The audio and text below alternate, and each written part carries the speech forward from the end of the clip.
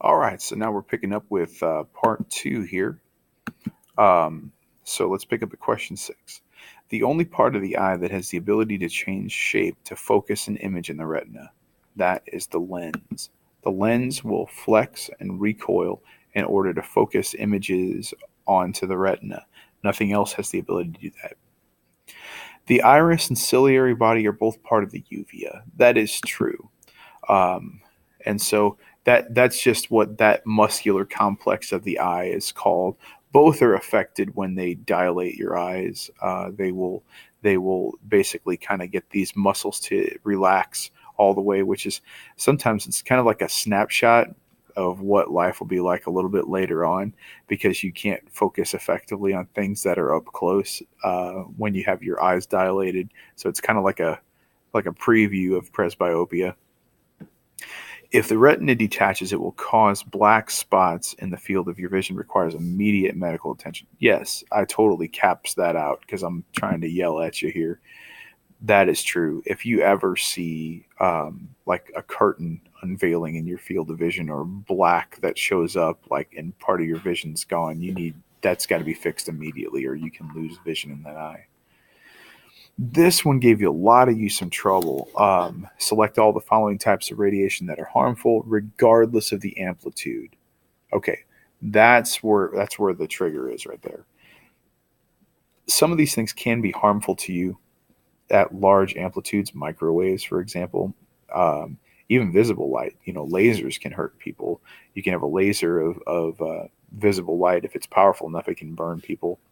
Um, but regardless of amplitude, it's going to be these guys right here: ultraviolet, X ray, and gamma, because all of them have very, very, very short wavelengths and therefore have high frequencies and high energy that they deliver. And that causes issues. All right, next here, let's go through the stuff in the ear. Letter A there. That is the flappy do on the outside of your ear that's otherwise known as the pinna or the auricle. B is the external auditory canal. C is the eardrum or tympanic membrane.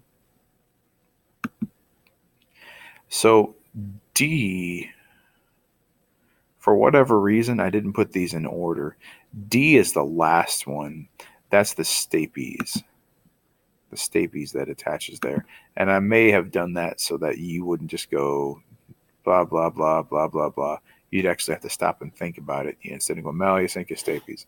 So it's stapes, and then incus is E. No, nope, nope. Back up. Malleus is E. That's the first one, the hammer. Malleus is E. F is the round window because it's below the oval window. F is the round window. G is the incus. It's the incus.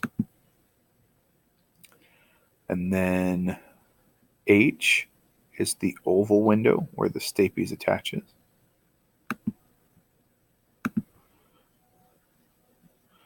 I is the eustachian tube. Sometimes this is just called the auditory tube, and it works out fine either way. That's the one that regulates pressure and opens the back of the throat. IJ is the snail, is the cochlea.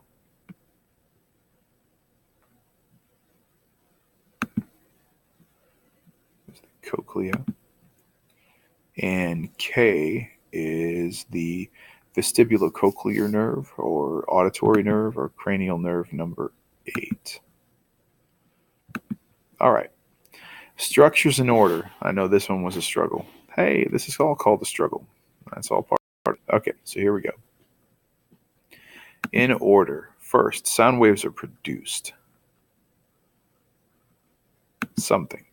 Me clicking on this keyboard, my vocal cords vibrating. Okay. They are going to be gathered by the pinna next. The pinna is going to direct them down the external auditory canal. That's the goal of the pinna. It's a satellite that pushes stuff down. Gets all the way down the external auditory canal, it's going to hit that tympanic membrane. Those waves are going to crash into the tympanic membrane. Tympanic membrane, or the eardrum, is attached to the malleus. The malleus is going to vibrate, which is going to cause the incus to vibrate, which is then in turn going to cause the stapes to vibrate, which is attached then to the oval window, which should be number 8 and tell you that it's number 8. So vibrations at the oval window. So there's your checkpoint so we can make it through the end. The oval window is part of the cochlea. It is attached to the cochlea, and back behind it is a fluid called perilymph. So we're going to end up with waves in the perilymph as a result of that. Well, that perilymph is going to, depending on how big or small the waves are, they're going to cross over across something called the endolymph in what's called the oh, Ellie, are you locking up? Cochlear duct. Inside the cochlear duct, there is a fluid called perilymph. So the endolymph basically sets off, or the perilymph sets off the endolymph. The endolymph then causes, the fluid movement causes tectorial membrane to brush against the hair cells. The hair cells then are going to, movement of the hair cells causes their firing rate to change. They're going to release chemicals, and then it's going to cause the neuron adjacent that's attached to them to fire, and that information is going to be sent over cranial nerve number 8. So there's your 13 steps right there.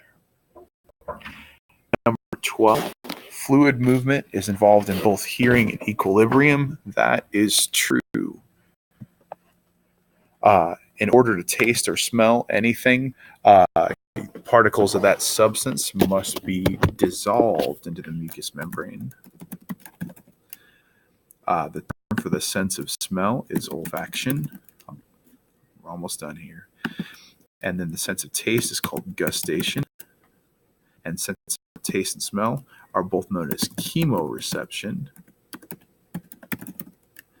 Scientists estimate there's as many as 1 trillion tastes. That is false. There's as many as 1 trillion smells.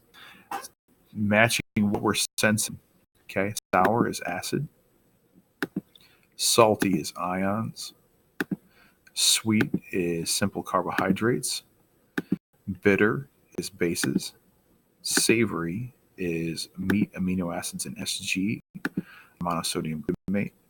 And that should get you. Let's see if we got our 40-40. Hope so. Otherwise, I did something wrong. Yep, 40 out of 40. Yay. All right. So that should do it, folks.